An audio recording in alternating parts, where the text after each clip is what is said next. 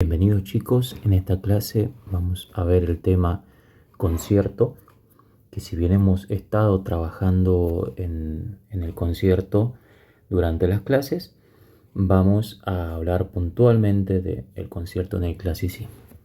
Muy bien. Nosotros sabemos que en el barroco, esto muy rapidito, una de las innovaciones del barroco es el estilo concertato, esta cuestión de contraponer o conversar o concertar dos grupos instrumentales. Eso en la cuestión del género de la orquesta, ¿no? De los grupos instrumentales, pero nosotros sabemos que el estilo concertato se da en todo. En la cuestión de los afectos, en la cuestión de la melodía y el acompañamiento, etc. O sea, en el estilo barroco, en todos los aspectos se da esta cuestión de contraposición, esta cuestión de polaridades, de una cosa con otra cosa. Entonces, el concierto posee tres movimientos. Nosotros sabemos que el rápido, lento, rápido, inspirado en la obertura italiana, contrario a la obertura francesa que es lento, rápido. Durante el barroco tenemos dos tipos de conciertos, grosso y solista, y se va a dar en esta forma de sucesión a suerte de rondó, a suerte de que va sucediéndose el grupo, el tutti o la masa más grande, luego con el grupo más pequeño, que puede ser el soli o el concertino. Bien.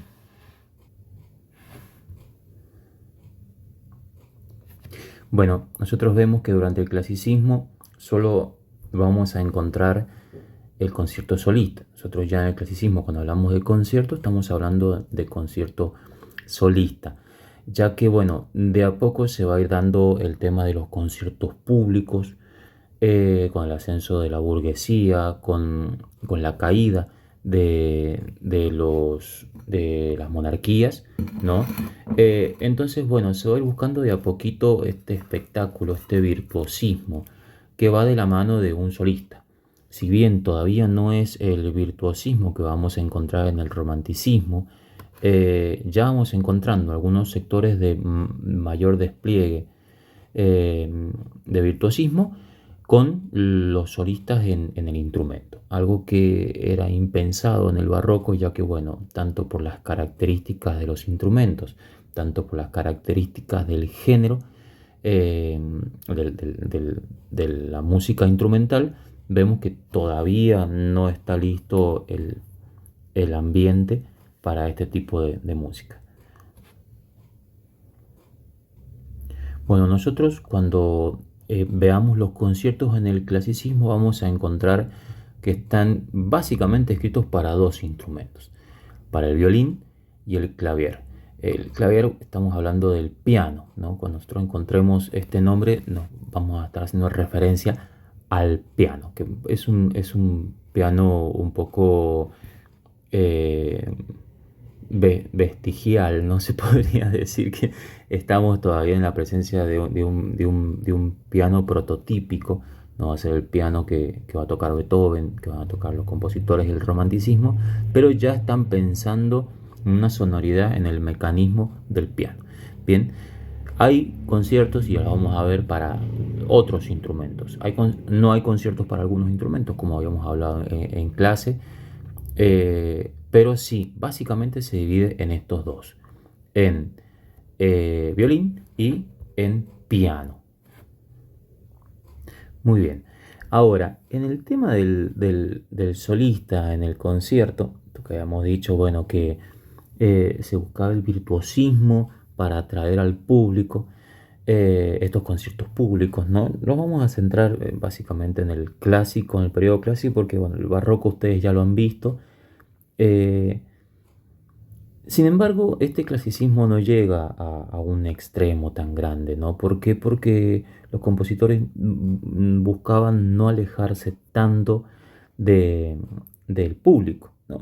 Tienen que saber que el público también consumía y luego quería reproducir, ejecutar esas mismas piezas. Entonces lo vamos a encontrar tanto en las sonatas de Mozart, como en las sinfonías, como en los conciertos, un cierto punto medio entre la dificultad. Algunas obras están pensadas para ser vendidas, se podría decir, para ser consumidas y ejecutadas por el público en general, el músico aficionado, el burgués que podía tener un piano en casa, y otros no, otros estaban pensados con una dificultad un poco mayor. Ya vamos a ver una de las características de Mozart en esta cuestión de la dificultad y el gusto, que bueno, tenía que gustar y tenía que ser un desafío musical, un planteo musical interesante.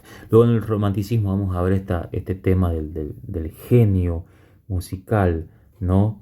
De esta persona sacada de entre los mortales, bueno, que en cierto sentido tiene este genio superior, que bueno, que es el solista, que no lo vemos todavía en el clasicismo.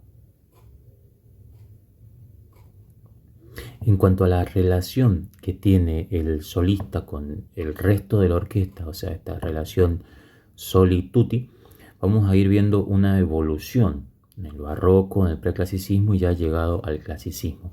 Vamos a ir viendo cómo de a poco se le va a ir dando como más espacio y más libertad al solista. Vemos que en el barroco el solista solo va a repetir generalmente el material temático que ya se presenta, ¿no? Vemos que en el preclasicismo con compositores como Johann Christian Bach, Hess, esos conciertos yo se los voy a dejar para que ustedes los escuchen. Vamos a ver que hay el material está equilibrado. Lo va a presentar el tutti, lo va a repetir el soli, pero va a haber un equilibrio muy, muy de la mano del estilo preclásico. Bien, en cambio ya en las obras de madurez de Haydn y en las obras de Mozart, en estos conciertos, vamos a ver cómo de a poquito ya el solista va a ir incorporando un rol más destacado. Va a presentar temas, va a acompañar a la orquesta, va a tener como una relación distinta, una relación más presente en cuanto al manejo del tema.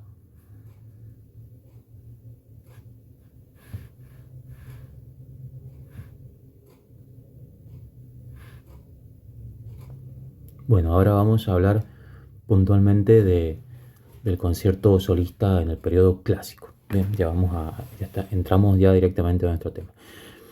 Nosotros vemos cómo el periodo clásico es el periodo de las formas, ¿no? De este equilibrio formal y, bueno, se crean muchas formas y sobre todo la forma sonata, que es la que se va a poner como en vigor y todo va a tener la forma sonata, ¿no? El concierto no es la excepción.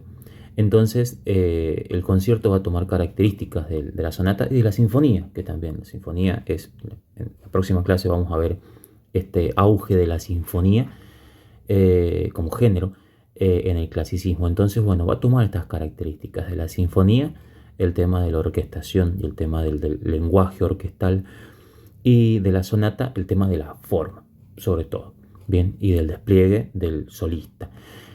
Va a seguir teniendo tres movimientos, al igual que en el periodo barroco, rápido, lento, rápido, se saca el minuet. En algunos casos, anteriormente, al no tener el género tan establecido, podía llegar a tener un minuet por ahí.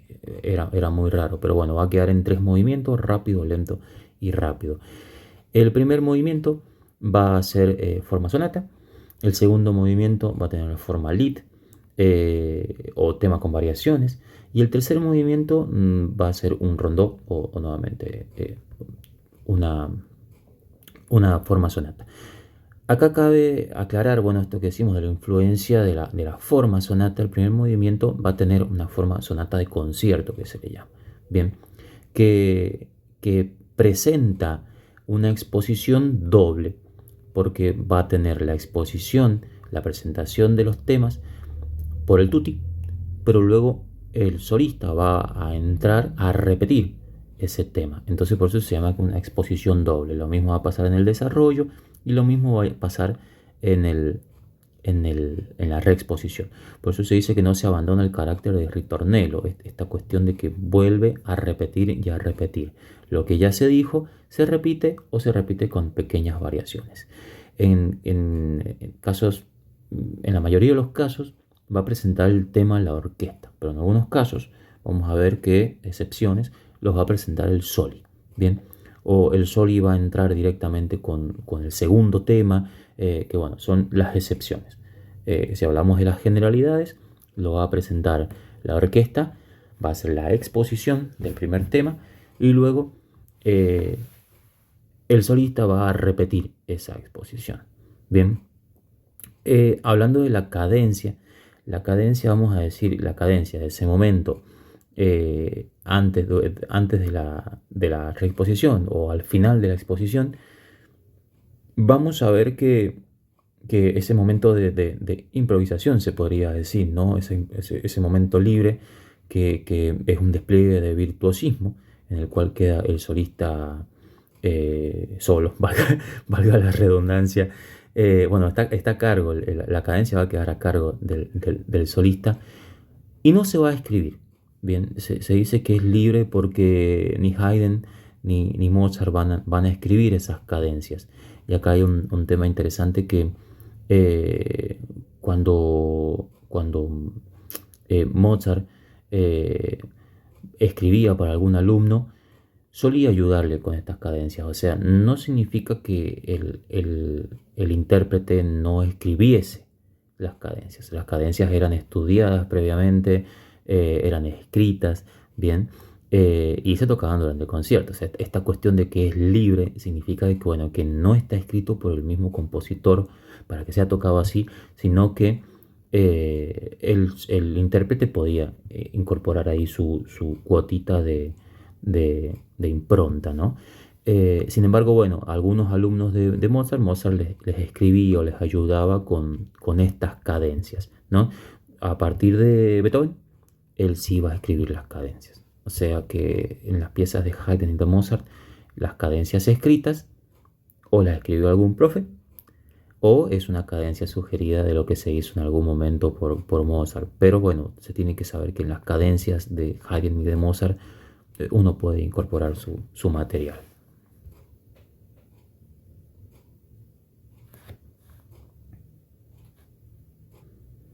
Muy bien, ahora vamos a hablar puntualmente de los conciertos de Mozart. ¿Por qué hablamos de los conciertos de Mozart y no los de Haydn? Porque Mozart se enfocó más en los conciertos. Es más, se dice, no significa que Haydn no haya compuesto, que no estén buenos, pero Haydn se lo relaciona más a la sinfonía y al cuarteto de cuerdas. Y cuando hablemos de conciertos en el clasicismo, en el pleno clasicismo, ¿no? Sacando Beethoven de lado, nos vamos a enfocar en Mozart, que bueno, es referente. Bueno, se dice que el género instrumental más cercano a la ópera y a este dramatismo lo va a tener el concierto solista, ¿no? Por esta cuestión de la conversación, por esta cuestión de la relación entre personajes, se podría decir. Y como sabemos nosotros, Mozart era un gran compositor de óperas, está muy cercano al estilo italiano y a la composición de las óperas. Bueno, es porque se encuentra ese dramatismo y esa presencia en sus conciertos. Bueno, acá en imagen tenemos la cantidad de conciertos que escribió Mozart. Los tenemos con el número de catálogo y con el número de concierto. Bien, acá a ver si yo puedo tocar en este lado donde dice, se me va para atrás, en este lado donde dice piano, debajo significa que son para piano, y el número que tiene abajo es el número de catálogo. Bien, el número de catálogo lo vamos a encontrar como K37 en el caso del concierto, del primer concierto, ¿no? K del catálogo que hizo Köchel, entonces se le pone la K directamente, eso ustedes seguro que lo saben. El año, la tonalidad y el número. Estos primeros conciertos, esos primeros 4 conciertos son modificaciones a melodías preexistentes de otros compositores. Por eso esos primeros Se los considera como los primeros conciertos, pero bueno, no son creación total de Mozart, sino que bueno, son modificaciones o respuestas a unos conciertos anteriores. Luego tenemos los conciertos de Salzburgo a, a partir del quinto, bien, hasta el número 10. ¿Mm? Algunos conciertos tienen nombre, nombres que se los fue poniendo, nosotros sabemos, se los fueron poniendo las personas. Por ejemplo, este Lodron del concierto número 7 en Fa, 1780 escrito, era para la familia Lodron. Entonces, bueno, por eso. Está escrito para tres pianos, igual que el de Nanel, que Nanel nosotros sabemos que era la hermana de Mozart, que era, él ya sabía que se iba de Salzburgo, se iba a Viena. Entonces, nada, quería escribir para poder tocar con su hermana a dos pianos. Y bueno, seguimos los conciertos que se llaman de coronación, también son para eventos en la coronación del rey Felipe. Nosotros vemos que tenemos 27 conciertos para piano con sus distintos números y sus distintos números de catálogo. Generalmente la tonalidad más frecuente va a ser el mi bemol mayor, generalmente, y la mayoría son mayores. Los únicos dos que son menores, vamos a tener el número 24, que es do menor, y el otro estaba en el... Bueno, no lo encuentro ahora, pero habían dos en tonalidad menor, que es lo menos frecuente, pero la mayoría son en... El número 22 va a ser el primer concierto que tiene clarinete. No significa que se llame clarinete, sino que eh, acá se usa por primera vez. Ah, y el número 20 también es en tonalidad de re menor. Ahí lo vi. Entonces, vemos que hay dos de coronaciones. El número 27 es de coronación y el número 19 es de coronación porque durante esa coronación se tocaron esos dos. Por eso a los dos se les llama de coronación. Luego vamos a encontrar conciertos para otros instrumentos. Tenemos los conciertos para violín, que son 5 conciertos para violín, se le llama Estrasburgo, se le llama concierto turco. Todos están en tonalidad mayor y vemos que, bueno, que las tonalidades en este caso tienen que ver con la escritura y la afinación del instrumento. Por ejemplo, en el corno van a estar en mi bemol y están en re, y la flauta en sol y en re. Son tonalidades que generalmente le pueden llegar a quedar un poco más cómodas al instrumento. En los conciertos para corno, que son 4, el número 4, vemos que todos los conciertos son para Leutgeb, que es un amigo de Mozart, que bueno, él era muy jocoso con este amigo, se cargaban mucho como uno se carga con un amigo. El número 1, que está catalogado como número 1, en realidad es el último en orden cronológico. Perdón, me olvidé. Hay un dato curioso de los conciertos para flauta. Se los pidió un noble. Le encargó estos 4 conciertos para flauta. Mozart, en su desastre, ¿no? Entregó 2, compuso 2 nada más. Y uno de los 2 había sido escrito para oboe, ¿no? El concierto para flauta número 2 en realidad había estado pensado y ya lo había compuesto para oboe. Como no tenía tiempo, hace un par de modificaciones y lo entrega diciendo que es para flauta. Evidentemente el tipo se da cuenta y bueno, no le paga este segundo concierto, o sea que de los 4 conciertos solamente le pagó uno. Mozart siendo Mozart. Bueno, ahora para no hacer más largo el video, ustedes cuando estén viendo esto pónganlo en X2 o en por 1 o por 2 o por 1,5. Dividimos estos conciertos de Mozart, vamos a hablar sobre todo de los conciertos para piano, que son los más.